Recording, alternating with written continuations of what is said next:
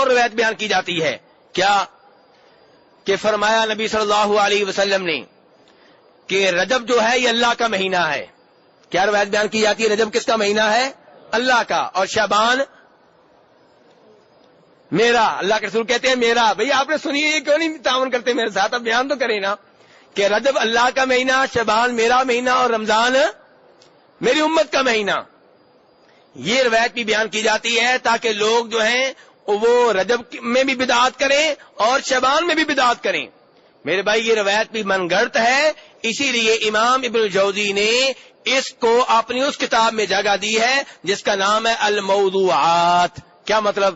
من گھڑت روایتیں. کتاب کا نام کیا ہے؟ من گھڑت روایتیں. انہوں نے جمع کر دی ہیں تاکہ لوگ ان کے فتنہ سے بچ سکیں. تو میرے بھائی یہ من گھڑت روایت ہے, اور اس کا معنی کے اوپر بھی غور کر لیں. یہ کیسے ہو سکتا ہے کہ جو مہینہ اللہ کا ہو وہ اللہ کے رسول کا نہ ہو؟ اللہ کے رسول تو اللہ کے تابع ہیں. جس مہینے کے بارے میں اللہ نے کہہ دیا میرا مہینہ ہے, وہی مہینہ اللہ کے رسول کا ہوگا.